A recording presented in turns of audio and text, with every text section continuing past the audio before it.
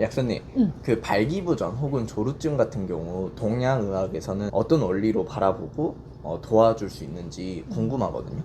우리가 발기부전이나 조루증에 쓰는 약이 있죠. 네. 어떤 약들이 있죠? 일단 발기부전에 쓰는 거는 가장 유명한 건 비아그라 있고 뭐 아니면 시알리스, 시알리스, 뭐 구구정, 자이데나 이런 자이데나 거 같은 것도 그런 거 있죠. 있고 아니면 뭐 조루증에는 프릴리지를 쓰는 것 같아요. 프릴리지에 올리는 어떤 거였죠?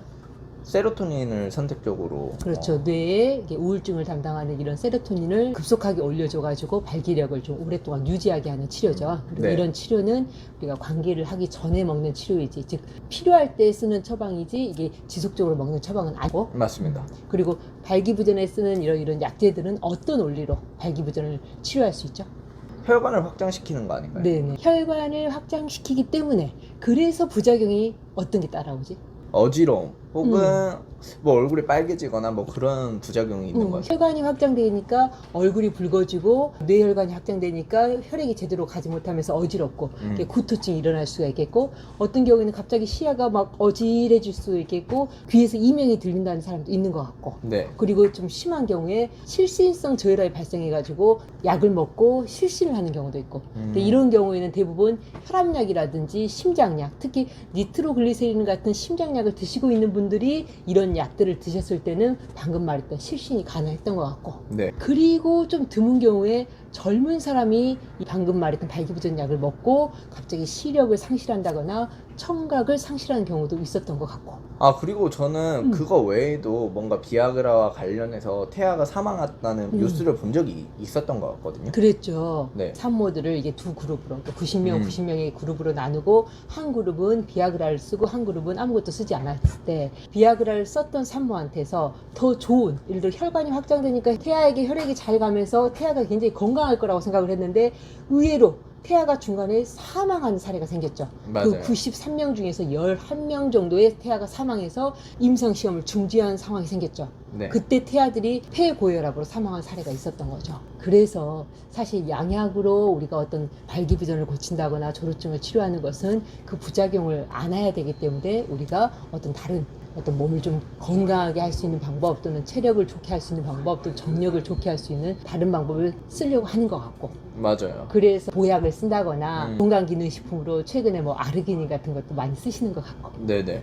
양약을 안 쓰고 해결만 할 수 있다면 계속 찾으시는 것 같아요. 다른 방안도. 네네. 근데 사실은 우리가 그런 약들을 썼을 때 일반적으로 알고 있는 혈관 확장의 부작용 또는 세로토닌을 올렸을 때의 부작용뿐만 아니라 사실은 내 체력이 안 돼서 발기가 안 되고 조루가 될 수 있잖아요. 네. 근데 이것을 약을 써서 발기를 해서 사정을 해.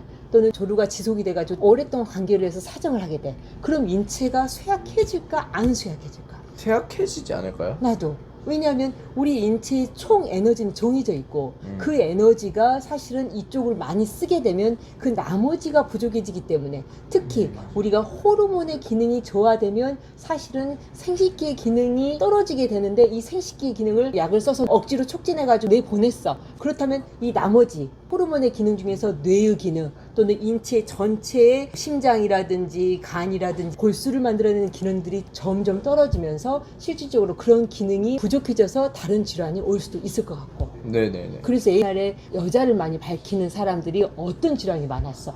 중풍이 많았던 것 같아요. 맞아요. 뇌 질환이 많았죠. 특히 맞아요. 이제 뇌수가 제대로 차오르지 않고 혈액의 질이 떨어지면서 뇌중풍이 걸려서 본부인한테 돌아오는 경우가 되게 많았었죠. 맞아요. 맞아요. 그래서 우리는 사실은 이런 전체 호르몬의 양, 즉 에너지의 양은 정해져 있기 때문에 우리가 체력에 맞게끔 자기 에너지를 적당히 넘쳤을 때만 사용하고 나머지는 좀 보존하는 것이 필요하다고 나는 생각되고.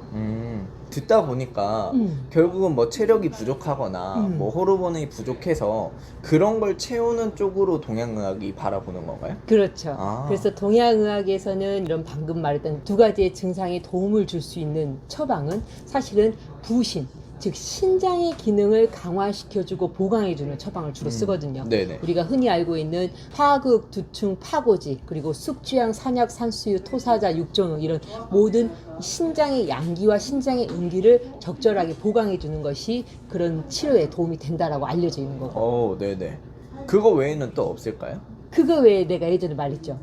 그거 외에 즉 우리의 인체는 다른 문제가 없었을 때 그런 호르몬을 보강해 줄 수 있습니다. 하지만 이런 호르몬의 기능이 약해지는 원인이 소화가 안 되는 것이다 또는 담적이 있다. 그럼 내가 어떻게 하라 그랬어? 그럼 이 담적을 먼저 푸는 게 당연히 그랬죠. 우선이겠죠. 소화 기능을 올려주고 담적을 풀어야 됩니다. 근데 어떤 사람은 심장이 굉장히 약해. 네. 그런 사람한테는 부신의 기능을 올려준다 아니면 심장의 기능을 강화시켜주고 오장육부의 기능을 강화시켜주는 것이 먼저다. 당연히 후자입니다. 네. 그리고 만약에 내가 육체 노동을 너무 많이 해 또는 정신과를 너무 많이 해 네. 그래서 우리가 가지고 있는 체력이라든지 영양분을 너무 많이 소모해 이럴 경우에는 부신을 올려주는 게 맞을까 아니면 간의 장부를 올려서 영양분을 채워주고 소모를 덜 하는 게 맞을까? 간의 장부를 보충해 주는 게 우선이라고 생각합니다. 그렇죠. 물론 간을 근본적으로 채워주는 것은 부신의 기능입니다. 오행의 상생 원리를 조금 더 쓰면 좋을 것 같지만 결국에는 간을 채워주는 것이 이 사람에게는 발기를 할 수 있고 발기를 유지할 수 있는 치료가 될 수 있을 것이고 네네. 그러면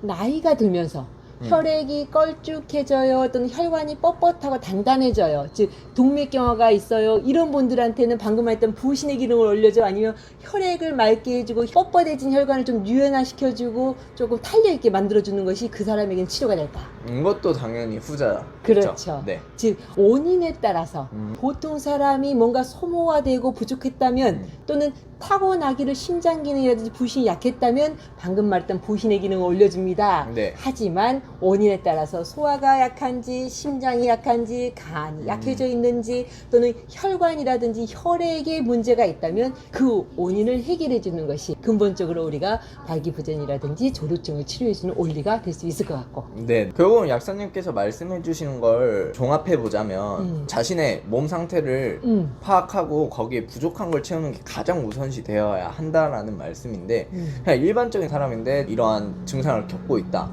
약간씩 네. 그러면 어떤 생활요법이 도움이 되는 게 있을까요, 혹시? 우리가 일반적으로 먹은 음식물이 간에서 영양분으로 저장돼서 체력으로 쓰잖아요. 네. 그래서 우리가 건강한 음식을 먹어주는 건 굉장히 중요해. 그러니까 예를 들어 내가 먹고 싶다고 인스턴트 음식, 라면 같은 거 먹고 그냥 과자 같은 거 먹고 한 끼를 때워버려. 이런 거보다는 건강하게 땅에서 나는 또는 바다에서 나는 건강한 음식들을 제대로 섭취해주고 그거를 천천히 꼭꼭 씹어 먹으면서 제대로 영양분이 되게 해주는 것. 그리고 내 인체의 에너지가 100이야. 그럼 100을 다 쓰고 살아? 아니면은 한 80%, 90%만 쓰고 나머지는 계속 좀 저장이 되도록 해. 두 네. 번째가 더 맞겠지. 그쵸. 그래서 자기의 에너지, 자기의 가지고 있는 에너지보다는 조금 덜 쓰고 사는 것이 이 사람을 건강하게 오래 유지할 수 있게 하는데 도움이 될 수 있습니다.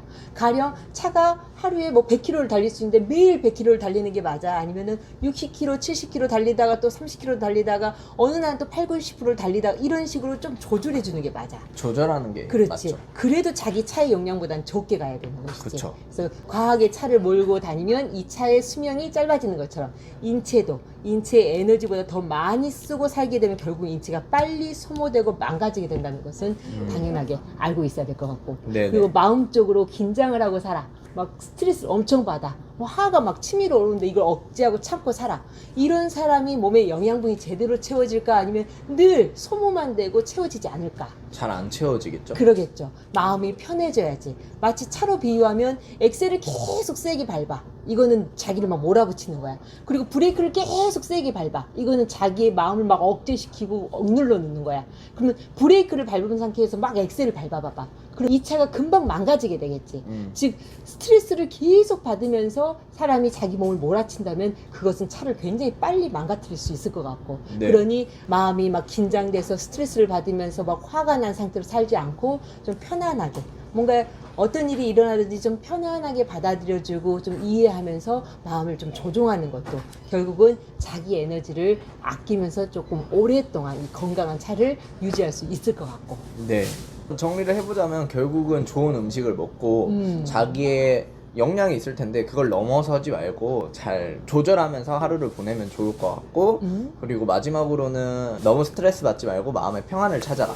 이렇게 세 가지로 생각해 볼 수 있겠네요. 네. 그래서 제가 항상 손님들한테 말씀드리는 게 오늘 하루를 일로만 채우지 말고 일과 쉼과 그리고 사람들과의 관계에서 서로 이해해주고 사랑해주는 그런 하루로 채워서 항상 기쁘고 행복하고 감사한 하루를 만들어 간다면 그 하루가 나의 미래가 될 수 있겠다. 그렇게 몸을 사용하는 것이 우리 몸이라는 차를 아주 오랫동안 건강하게 살 수 있는 방법이 되겠다라고 말씀드리는 편이고.